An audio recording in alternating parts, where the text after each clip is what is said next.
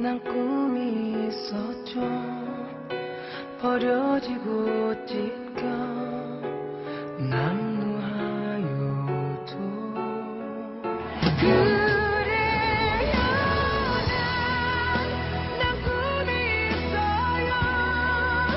그 꿈을 믿어요. 나를 지켜봐요. 내 삶의 끝에서 나 웃을 그날을 함께요.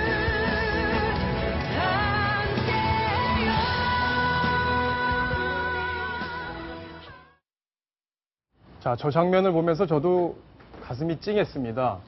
이정현 의원, 호남에서 불가능할 거라고 얘기했던 호남에서, 지역에서 도전해서 결국 국회의원이 됐습니다. 관련된 소식 지금부터 자세히 알아보겠습니다. 먼저 박성원 논설위원 오셨습니다. 자, 안녕하십니까? 네. 박성원 의원께서 자세히 좀 이정현 의원에 대해서 설명을 해주시죠. 네, 이정현 의원의 이번 순천 곡성에서의 당선은 아시다시피 88년 이후에 호남, 광주 전남에서 새누리당 쪽에서는 국회의원이 전무했었는데 지역주의 벽을 깨고, 국회에 입성한 첫 기록이 되겠습니다. 그리고 무엇보다도 박근혜 대통령의 핵심 측근이 그것도 야당의 안방이라고 불리는 순천 곡성에 국회의원이 됐다는 것 자체가 앞으로 이 호남 지역뿐만 아니라 영남 지역에서도 우리가 대구 지역의 경우 지난 6.4 지방선거 때 김부겸 후보가 거의 당선권에 육박하는 표를 얻을 만큼 과거의 삼김시대의 유산이라고 할 수 있는 지역주의는 이제 없어져야 된다라고 하는 국민적 공감대가 실질적인 하나의 결실을 맺은 사례다. 예. 이렇게 평가할 수 있을 것 같습니다. 지금 유권자들한테 절을 하면서 눈물을 보이고 있는 모습인데요. 조수진 차장은 어떻게 보셨습니까? 네, 정말 가슴 뭉클했습니다. 제가 동아일보에서 맨 처음에 이정현 전 대통령 홍보수석 비서관이 순천 곡성에 출마한다는 보도를 했었는데요. 그때 단독 기사를 쓰셨죠? 예, 단독 기사를 쓰면서 이정현 수석이 전화를 받지 않더라고요. 그래서 문자 메시지를 보냈습니다. 답변이 이렇게 왔습니다. 짠하죠? 가슴 짠하죠? 예, 그때 생각이 많이 났습니다. 네, 이정현 의원 당선. 정말 이번 재보선 아쉽고 여러 가지로 비판받을 점이 참 많습니다만 정말 희망을 발견했습니다. 바로 아까 박성원 논설위원도 말씀하셨습니다만 지역주의의 벽이 견고하던 콘크리트 벽 같던 지역주의 감정 이런 게 녹아내리고 있습니다. 이제 새정치연합에서는 비록 졌지만 이런 기대가 나오고 있습니다. 이제 다음 총선에서는 대구에서 김부겸, 부산에서 김영춘 후보도 당선이 되는 것 아니겠느냐. 바로 호남이 큰 빗장을 열어준 거 아니냐. 이렇게 얘기를 하고 있습니다. 자, 이 화면을 보시면 이정현 후보의 그동안의 호남에 도전했던 역사가 지금 압축적으로 정리가 되어 있는데 박성원 위원께서 좀 설명을 해주시죠. 네. 이정현 의원이죠. 이정현 의원은 이제 95년에 처음으로 광주 광산에서 시의원에 도전을 했습니다. 당시에 이제 신한국당 후보로 도전했는데 당시 10.1%라는 득표를 얻었습니다. 그리고 2004년에 저기 표에서도 나오듯이 17대 총선에서 광주 서구 을에서 국회의원에 출마했는데 이때 얻은 득표가 1.03%. 거의 참패를 했네요. 예, 아주 무참한. 당시 이제 탄핵 역풍이 한참 불 때인데 그때 제가 이정현 의원한테 직접 들은 에피소드가 그때 명함을 돌리면 한나라당의 이정현 후보입니다 하면 보는 앞에서 명함을 북북 찢어서 면전에 탁 던지면서 어따 대고 지금 여기 나와서 표를 한나라당 후보가 표를 달라고 할 염치가 있느냐. 이런 거의 욕설 가까운 지탄을 받고도 죄송합니다. 저희가 더 노력하겠습니다라고 했다는 얘기가 기억이 나고요. 그리고 2002년에도 출마를 했죠. 네네. 2012년에 2008년에는 비례대표 의원이 됐는데도 불구하고 2012년에 다시 나는 지역구로 광주에서 다시 지역주의를 깨는 심판을 받겠다라고 자처해서 2012년 19대 총선에 출마를 했습니다. 해서 39.7%라고 하는 상당히 높은 득표율을 올려서 뭔가 이거 사고를 정말 내는 거 아니냐? 그렇지만 막판에 가서 다시 그래도 우리는 그래도 민주당이지라고 하는 걸로 주저앉았었는데 이번에 드디어 이제 이를 낸 겁니다. 49%. 자, 그러면 요때 2008년에 네네. 비례대표가 된 거죠? 예. 그때 한나라당 이명박 정부 출범 그렇습니다. 직후에 치러진 총선에서 네네. 비례대표가 2008년. 됐고요. 네. 그 뒤에 네. 예결위에 소속이 돼서 그렇습니다. 호남 예산을 많이 챙기지 않았습니까? 이 예결위 소속 의원으로 이른바 호남 예산 지킴이라고 하는 별명을 들을 만큼. 아, 그랬죠. 그러니까 광주에서도 뭔가 애로사항이 있거나 특히 예산이 필요한 것을 국회의원에게 뭔가 간청을 해야 될 때는 민주당 의원이 아니라 이정현이를 찾아가야 된다라고 하는 얘기가 나올 정도로 아주 그 광주 또 호남 그 순천 여러 지역의 예산에 꼭 필요한 것들은 여당과 당시 그 2008년에 이명박 정부의 정부 관계자들과 싸움을 해가면서 예산을 끌어오는 그러한 아주 투혼을 발휘했습니다. 네. 그래서 그런 것들 이제 평가를 받은 거죠. 당시에 그 순천의 가장 수건 사업이 바로 순천만의 정원 박람회 개최였는데요. 이때 바로 노광규 당시 시장이 예산을 좀 도와달라 지원 요청한 게 당시 민주당의 서가번 의원이 아니라 한나라당 이정현 의원이었습니다. 그랬군요. 예. 그리고 제시했던 금액의 2배의 예산을 지원을 했습니다. 대단하네요. 이런 어떤 진정성 같은 게 지역에서 통했다. 그리고 2012년 그 19대 총선이죠. 39.7%라는 아주 의미 있는 득표율을 얻었을 때 바로 지금 새정치연합의 김부겸 전 의원도 대구 수성갑에 도전해서 40%의 지지율을 얻었습니다. 그러니까 어떻게 보면 오늘의 이정현 의원 당선은 바로 이런 과정을 거쳐서 어떤 준비가 있었다. 이렇게 보시면 되겠습니다.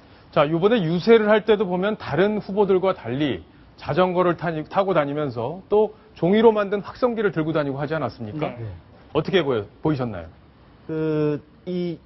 사실 이 자전거는 이번에 이제 뭐 화제가 됐습니다만 이번에 처음 등장한 게 아니고 예. 사실은 보면 2012년 아까 저기 나오는 19대 총선 때에도 예. 광주 서울에서도 호롤 단신으로 당직자 중앙당 지원 내려올 필요 없다. 내 혼자 유권자들과 마음으로 부딪히겠다라고 하면서 자전거를 타고 그 거리를 돌고 유권자들을 직접 만나면서 애로사항도 또 얘기 듣고 이분이 꼭 당선된다기보다는 누군가에게 하고 싶은 그것도 또 집권당의 후보에게 하고 싶은 유권자들의 얘기를 다 듣고 또 실제 그 본인이 또 가지고 있는 생각을 얘기하는 이런 접촉을 했습니다. 네. 저는요, 이번에 그 순천에 계신 분들에게 전화 통화를 많이 했었습니다. 그런데 선거 초반에 이 대통령의 핵심 측근, 대통령 실세, 예, 이런 분이 선거운동은 한 사람 없이 자전거를 타고 다니면서 곳곳을 누빈다. 정치쇼라는 비판도 좀 있었답니다. 그런데 매일 새벽부터 다음날 새벽까지 홀로 자전거를 타고 다니면서 까맣게 그을린 얼굴로 지역 사람들과 수없이 이야기하는 것, 이게 굉장히 잔잔한 감동을 줬고요. 또 매일 같은 시간에 순천의 아랫장에 갔습니다. 그리고 똑같은 시간에 종이로 마이크 형태로 말아서 순천에 반드시 의대를 유치하겠다. 의대를. 예. 네. 그리고 내가 당선이 되면 반드시 예산 폭탄 공약 실현하겠다. 같은 장소에서 매일 같은 시간에 같은 얘기를 하다 보니까 사람들이 진짜 이거는 실현 가능성이 있나 보다. 이런 어떤 감동을 받았다. 그리고 오늘 제가 그 순천에 계신 어떤 한 고위공직자하고 전화 통화를 했는데요. 네, 이정현 의원이 자전거를 타고 거리를 누빌 때 순천 시민들이 택시라든지 승용차에서 유리창을 내리고 이정현 이렇게 외치기도 했다는 겁니다. 그러니까 역시 선거 또 정치라는 거는 유권자에게 감동을 줘야 된다. 그래야 이길 수 있고 그래야 승부를 펼칠 수 있다. 이런 점을 다시금 깨달았습니다. 2년만 쓰고 버려라 이런 얘기도 하지 않았습니까? 네. 저도 그 말이 참 가슴에 와 닿던데요. 네. 그러니까 2년 뒤에 다른 선택을 하더라도 이번엔 한번 믿어달라 이런 호소였죠. 그렇죠. 다음 총선까지 이제 1년 6개월 정도밖에 남지 않았다는 점에 착안을 했는데요. 이번에는 한 번만 도와달라. 그리고 정말 내가 잘못하면 1년 반 뒤에 펼쳐지는 총선에서는 그때 심판을 해달라. 이렇게 호소한 것도 주요했다. 그리고 또 나중에 우리 박성원 문설위원이 자세히 말씀하시겠지만 그 이정현 의원의 부인이 유방암으로 투병 중인데요. 이 소식이 지역에 전해지면서 좀 도와주자 이런 동정론도 좀 작용을 했다고 합니다. 이정현 의원이 당선되면서 사실 새누리당 이정현 자신도 역사의 한 페이지를 썼지만 새누리당도 한마디로 대박이 났습니다. 당 지도부 어떤 분위기였습니까? 당연히 이번에 압승도 압승이지만 불모지라고 하는 호남에서 국회의원을 냈다라는 것은 앞으로 다음 총선, 다음 대선에 이어지는 집권 세력이 절반의 집권 세력이 아니고 말 그대로 명실상부한 국민에게 다가가는 문을 여는 이런 의미를 굉장히 부여했습니다. 예, 김무성 대표가 김무성 대표가 이 후보 당선에 대해서 한마디로 한국 정치사에 큰 획을 긋는 일이었다라고 평가를 했고 기자들이 그럼 국회에 이제 들어오면 한번 업어주시겠습니까 하니까 내가 반드시 꼭 한번 업어주겠다라고 얘기를 했을 정도입니다. 지금 김을동 의원은 굉장히 좋아하고 있는데요. 찬성하고 있습니다. 거시경례까지 하고 굉장히 있어요. 감동스러운 아마 느낌이었던 모양입니다. 네, 그렇습니다. 새정치연합은 분위기가 어떻습니까? 호남에서 안방을 내줬는데요. 네, 새정치연합은 정말 이번에 참패라고 할 수밖에 없습니다. 서울의 유일한 선거구, 바로 서울 동작을에서는 제1야당이 후보도 못 냈고요. 또 안방, 공천만 받으면 당선 가능성이 높은 순천 곡성에서는 새누리당, 그것도 대통령의 핵심 측근에게 자리를 내줬습니다. 그런데요, 제가 어제 개표를 앞두고 좀 굉장히 놀랬던 일이 있습니다. 새정치연합의 핵심 당직자에게 제가 전화를 걸어서 순천 곡성의 선거 전망을 좀 물어봤습니다. 그랬더니 그분의 입에서 2가 좀 됐으면 좋겠다. 2가 좀 됐으면 예. 좋겠다. 그러니까 무슨 말인가요? 우리 당 후보인 서가번 후보가 아니라 이정현 의원이 됐으면 좋겠다. 이런 얘기를 했습니다. 이정현의 2가 됐으면 좋겠다. 예. 그런 말 반응까지 있었나요? 왜냐면요. 바로 이 호남에서도 감동을 줘야만 새정치민주연합을 계속 지지할 수 있을 거다라는 어떤 경고등이 켜졌다. 이 점을 네. 바로 주시를 해야 된다는 겁니다.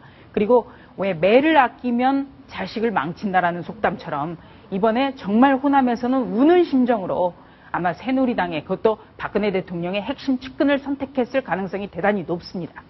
그래서 새정치연합 내부에서는 바로 이 이정현 의원의 당선, 이 점은 굉장히 호남의 위대한 선택이었다.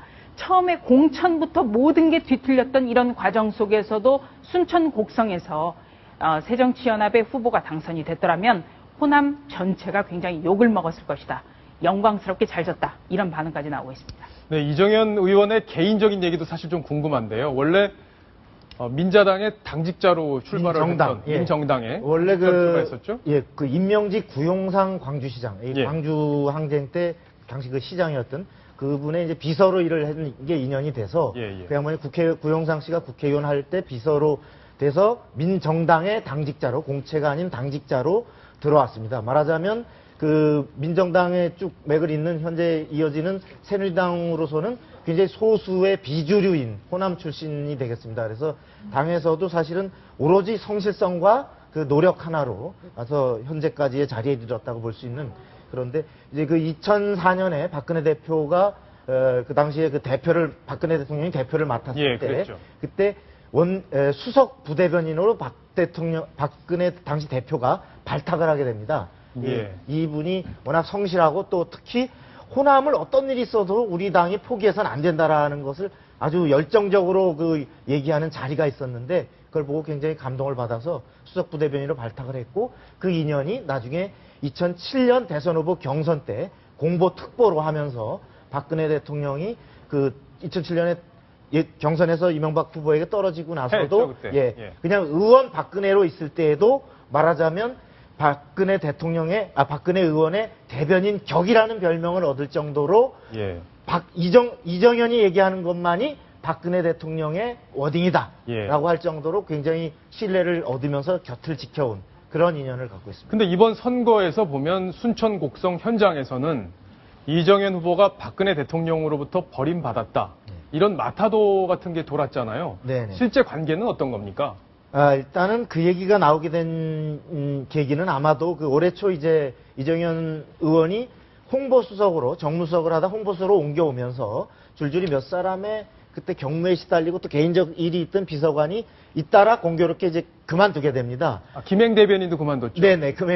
김행 대변인도 그만두고 그런 과정에서 또 후임 이제 다른 인사를 하는데 이정현 수석이 추천했던 인사가 안 됐어요.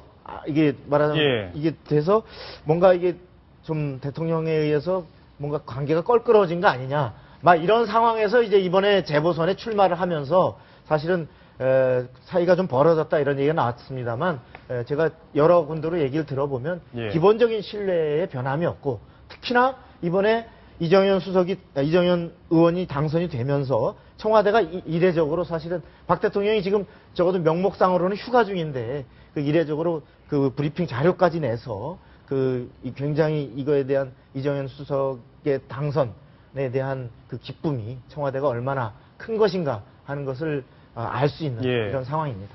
한국 정치사에서 큰 획을 그은 이정현 의원의 당선. 앞으로도 이정현 의원이 당내에서 또 국가를 위해 어떤 일을 할지 저희들도 계속 지켜보겠습니다.